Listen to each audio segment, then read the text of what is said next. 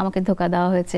এটাই হয় আসলে ব্রেকআপের পরে। অনেক দিন পরে যখন আমি রিয়েলাইজ করলাম যে আমার জীবনে ওই ভদ্রলোকের আর কোনো এন্ট্রি নাই। রূপচর্চা বিষয়ে কিছু ট্রিটমেন্টও তুমি করিয়েছো, কি ফেসিয়াল করছে বা থ্রেড করছে আইব্রো, তখন একটা সাধারণ মেয়েটা কিন্তু আর কি ইচ্ছা জাগে যে আমিও তার মতো একটু সুন্দর হব, এটাকে চিন্তাকে একেবারে শার্প করে ফেলবো, অপু বিশ্বাস বাড়িসকদের মতো করে। আমি যে কাজটা ওনার কাছে করতে চেয়েছি উনি খুব সুন্দর করে করে দিয়েছে, আমি অনেক স্যাটিসফাইড। ঠোঁটের একটা চেঞ্জ অনেকে নিয়ে আসে, যেটা বারিশও নিয়ে এসছে, তমা মির্জাও নিয়ে এসছে, এবং তোমারও একটু চেঞ্জ দেখছি। হ্যাঁ, এটা করে। আবার দেখা যায় একটু স্কিনের, একটু গালের একটু হ্যাঁ একটু টান টান করার জন্য। সারা দুনিয়াতে যেরকম হয়েছে বাংলাদেশেও সেরকম খুব নরমালাইজ হয়ে গেছে। মেয়েরা ইনজেকশন নিতে যায়, স্কিন ইনজেকশন নিবে, কেন নিবে? ওরা ফর্সা হবে, এবং প্রত্যেকটা মেয়ে ফর্সা।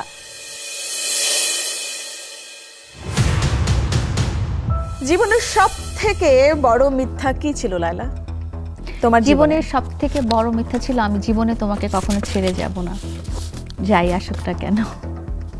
এই কথাটা আসলে প্রেমে পড়লে অনেকে অনেক কথা বলে যে না তুমি ছাড়া না, আমি শুনতে চাইনি, আমি এগুলো শুনতে চাইনি। একসাথে মরবো, বাঁচলে একসাথে বাঁচবো, আর কি তোমাকে ছাড়া আমার চলবে না জীবন।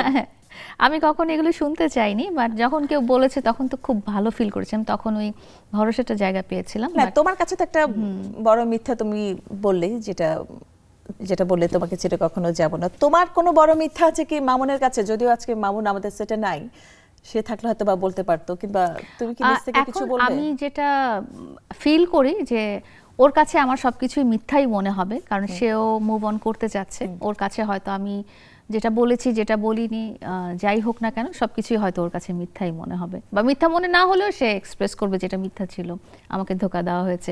এটাই হয় আসলে ব্রেকআপের পরে। ব্রেকআপের পরে কেমন মনে হচ্ছে? আমরা দেখলাম যে তোমার অনেক কিছু চেঞ্জ আসছে, তুমি হেয়ার স্টাইল চেঞ্জ করেছো, বা ওটা তো অসাধারণ সুন্দর লাগছে তোমাকে। তুমি ওয়েট লুজও করেছো মনে হচ্ছে, কিন্তু তোমাকে দেখে মনে হচ্ছে যে রূপচর্চা বিষয়ে কিছু ট্রিটমেন্টও তুমি করিয়েছো, এটা হয়তো বা আগেও করিয়েছো। তো তোমার ভিউয়াররা তো অনেক জানতে চায় যে লায়লা একটু চেঞ্জ এসছে মুখে, হ্যাঁ একটু কিছু করেছো, কি করেছো তুমি? যেটা হয়েছে যে ব্রেকআপের পরে, ব্রেকআপের আগে বলে কিছু নাই, ব্রেকআপের পরে অনেক দিন পরে যখন আমি রিয়েলাইজ করলাম যে আমার জীবনে ওই ভদ্রলোকের আর কোনো এন্ট্রি নাই, তখন আমি মন থেকে না খুব রিলিফ ফিল করলাম যে ফাইনালি আমি একটা ডিসিশন নিতে পেরেছি। কারণ আমি এতদিন চাচ্ছিলাম যে সে ফিরে আসুক, বাট সে ফিরে আসতেছে না, কোনোভাবেই ফিরে আসতেছে না। তো ওটা নিয়ে আমি খুব স্যাড হয়ে গেছিলাম। তো যখন ওই রিয়েলাইজেশনটা আল্লাহ তাআলা আমার মধ্যে দিয়েছে, তখন না সামহাও আমি খুব রিল্যাক্স ফিল করেছি। আই থিঙ্ক এই রিল্যাক্স ফিল করাটাই অনেক বড় একটা ব্যাপার। আর ট্রিটমেন্ট যেগুলো, সেগুলো আসলে প্রমোশনাল ওয়ার্ক ছিল। কিন্তু তুমি তো করেছো সেগুলো, লিফটিং হয়, ফিলার হয়, ফেস ফিলিং বলতে যেটা বোঝায় যে ঠিক যেভাবে আসলে করা দরকার ওভাবে করা হয়নি। আমরা জাস্ট প্রমোশনের জন্যই কিছুটা দেখেছি। ওয়েট লসের ব্যাপার হচ্ছে, ওয়েট লস করিনি আমি, ওয়েট আগে যেরকম ছিল ওরকমই আছে। না, আমি যেটা জানতে চাচ্ছি, অনেকে হচ্ছে এটাকে এখন একটা ট্রেন্ড হয়ে গেছে যে অ্যাস্থেটিক ট্রিটমেন্ট, হ্যাঁ অ্যাস্থেটিক ট্রিটমেন্ট গুলো, যে ফিলার করা, লিফটিং করা। তো তুমি যেরকম চেয়েছিলে তেমনটা কি তারা করতে পেরেছে কিনা? আমি তোমার ডক্টরের সাথেও আবার কথা হয়েছে, আমি জাস্ট জানতেও চাচ্ছিলাম, যদি সে বলতে চাচ্ছিল না। যেটা বলেছি যে আসলে প্রমোশনাল ওয়ার্ক ছিল, বাট আমার doctor she is very excellent, এবং আমি যে কাজটা ওনার কাছে করতে চেয়েছি উনি খুব সুন্দর করে করে দিয়েছে, আমি অনেক স্যাটিসফাইড। ঠোঁটের একটা চেঞ্জ অনেকে নিয়ে আসে, যেটা বারিশও নিয়ে এসছে, তমা মির্জাও নিয়ে এসছে, এবং তোমারও একটু চেঞ্জ দেখছি। হ্যাঁ, এটা করে। আবার দেখা যায় একটু স্কিনের, একটু গালের একটু হ্যাঁ একটু টান টান করার জন্য এটা করে থাকে। কিন্তু এটার তুমি কি বলবে, তুমি কোনো সাইড এফেক্ট পাওনি? আমি কোনো সাইড এফেক্ট পাইনি। আর আমার মনে হয়েছে যে অ্যাস্থেটিক ট্রিটমেন্টটা আসলে এটা একটা মেইনটেনেন্স। আমরা যারা মেকআপ লাগাই বা রোদে থাকি বা বিভিন্ন জায়গায় ঘোরাঘুরি করি, তো সবারই আসলে মেইনটেনেন্সটা করা দরকার। একটা টাইমে না, যখন পার্লার, অনেক আগে যখন পার্লার বাংলাদেশে খুব একটা প্রচলিত ছিল না, গীতিয়ারা আপা বা অন্যান্যরা যারা নতুন নতুন বাংলাদেশে পার্লার খুলেছেন, তো তখন ফেসিয়াল ব্যাপারটা খুব নেগেটিভলি নেওয়া হতো। তখন দেখা যেত যে কি ফেসিয়াল করছে বা থ্রেড করছে আইব্রো, এই জিনিসগুলো ওটা তো তাও একটু মনে করো যে একটু প্রাকৃতিক। এখন তো দেখা যায় ইনজেকশন পুশ করে। আমি এমনও দেখেছি বনানীতে, আমি আর কই পার্লারটার নাম না বলি, সেখানে মেয়েরা ইনজেকশন নিতে যায়, স্কিন ইনজেকশন নিবে, কেন নিবে? ওরা ফর্সা হবে, এবং প্রত্যেকটা মেয়ে ফর্সা, কেন তারা এই ইনজেকশনগুলো নিচ্ছে? এগুলো কি সাইড ইফেক্ট হয়? এবং তখনই ওটার প্রাইস ছিল 7.5, 8, 10, প্রত্যেকটা ইনজেকশনের দাম 10,000 টাকা পার ইনজেকশন। হয়তো বা কয়েক সপ্তাহ পর আবার নিতে হয়, এরকম করে একটা সেগমেন্ট করা থাকে।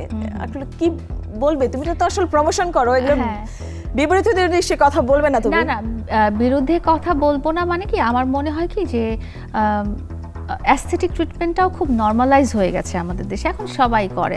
আগে যেমন শুধু ডক্টররা করতো, অ্যাস্থেটিক ডক্টররা, এখন পার্লারেও আপনি কিছু, যেমন গ্লুটাথিয়ন নেওয়াটা, যেটা ফর্সা হওয়ার ব্যাপারটা আপনি বলছেন, খুব নর্মালাইজ হয়ে গেছে। সারা দুনিয়াতে যেরকম হয়েছে বাংলাদেশেও সেরকম খুব নর্মালাইজ হয়ে গেছে। আর আপনি যদি রাইট জায়গায় এবং নর্মাল করেছো তোমরা প্রোডাক্ট যেভাবে প্রমোশন করো, যেভাবে তোমরা মেকআপ গেটআপ নিয়ে আসো, মানুষ তো দেখা যায় ব্র্যান্ড প্রমোটারদের দেখলে আল্লাহ ওরা এত সুন্দর হয়েছে, তখন একটা সাধারণ মেয়েটা কিন্তু আর কি ইচ্ছা জাগে যে আমিও তার মতো একটু সুন্দর হব, এটাকে চিন্তাকে একেবারে শার্প করে ফেলবো, অপু বিশ্বাস বাড়ির শখদের মতো করে।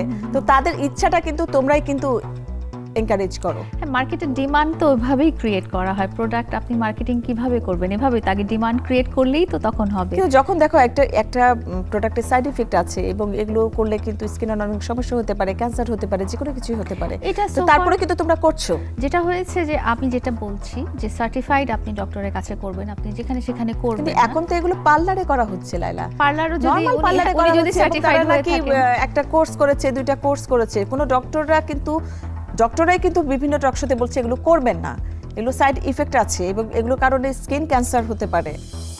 আচ্ছা, যাই হোক, এটাই হয়েছে যে পার্লারে যদি সার্টিফাইড ডক্টর না থাকে তাহলে সেখানে তো ডেফিনেটলি করা উচিত না, যেহেতু এবং আমাদের দেশে পার্লারে ডক্টর থাকে। হ্যাঁ, দেখেছো তুমি কখনো? নেই। অ্যাস্থেটিক ডক্টরের কাছে যাবেন, যেটা আমরা কিন্তু পার্লারে এটা প্রমোট করি না, মানে আমি অ্যাটলিস্ট করি না যে কোনো পার্লারে যে নন সার্টিফাইড কোনো পার্লার কর্মীর কাছে আমি ডেফিনেটলি অ্যাস্থেটিক কোনো সার্ভিসই নেই না, প্রমোট করা তো দূরের কথা।